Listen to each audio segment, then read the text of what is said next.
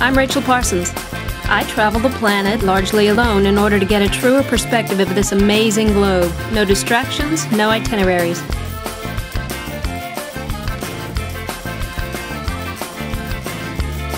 And I'm ready to show you that traveling solo doesn't have to be so scary.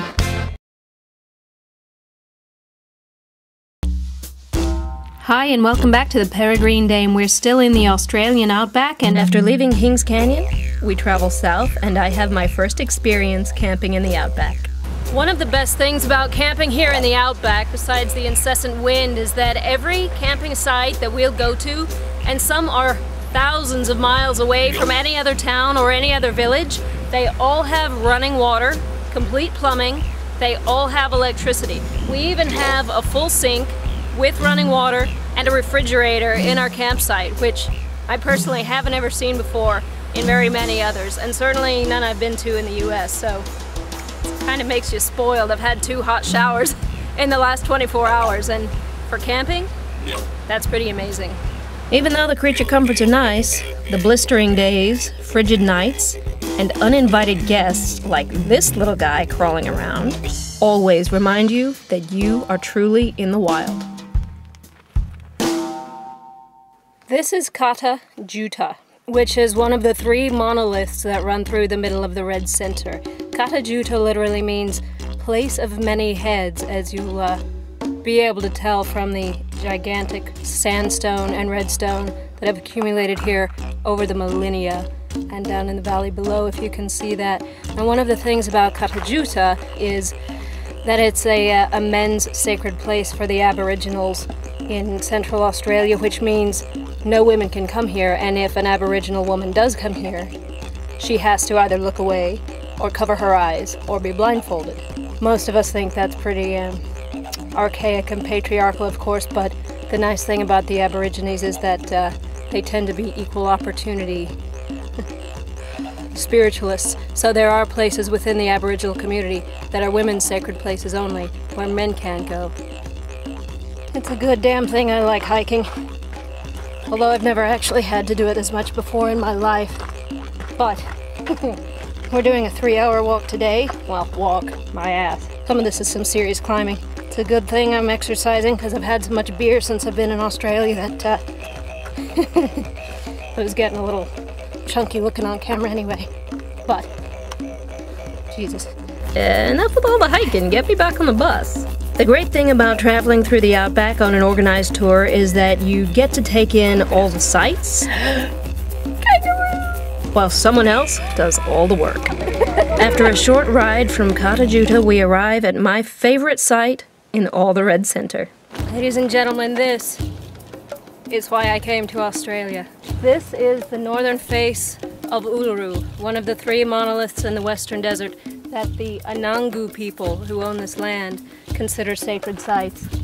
The Anangu believe heavily in a philosophy that links them to the land and everything on it and around it. So when the Australian government gave them their land back in the mid-1980s, they promptly agreed to lease it for a 99-year lease back to Australia so that the rest of us could enjoy it as one of the most amazing national parks in the world. The nice thing about this, unlike Kata Tjuta, which is simply a sacred men's site, here there are sacred sites for men and women, the opposite sex of which is not allowed to enter or look at. They also recommend that you don't climb, although the Australian government does have one edge of it that you can climb all the way to the top. I can actually see people climbing that ridge. But for me, I think that's like walking into the middle of St. Peter's and starting to skinny up one of the pillars. So even though I really want to climb it, I'm not. I am doing the base walk, which will take me about 8 kilometers all the way around the rock in about 2.5 hours. So here I go. If you've never heard of Uluru, it's because most Westerners know it by the name Ayers Rock.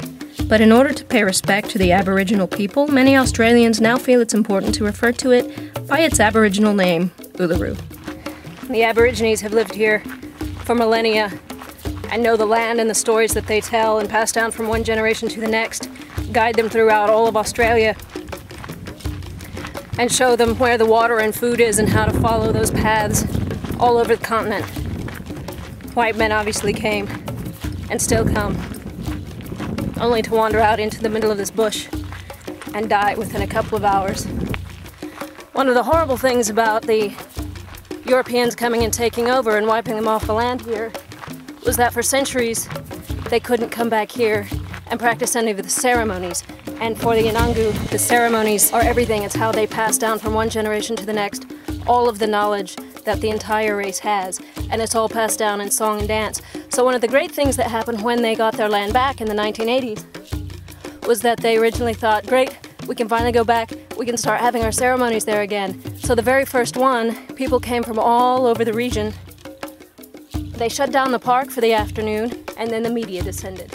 And the entire day was full of helicopters buzzing around here. So the end result of that, unfortunately, is that the Inangu no longer practice any of their ceremonies here, even though they have their land back. When they want to, they traipse out several kilometers into the desert where it's more secluded and they're covered, and then they perform their ceremonies. I hate to pee on sacred land, but I'm gonna have to find a bush.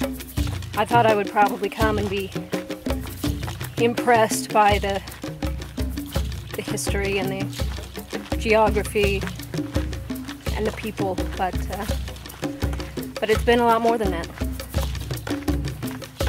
Camping all along the way, the tour ended in Adelaide, but for me, nothing compares to the heart of Australia, the Outback.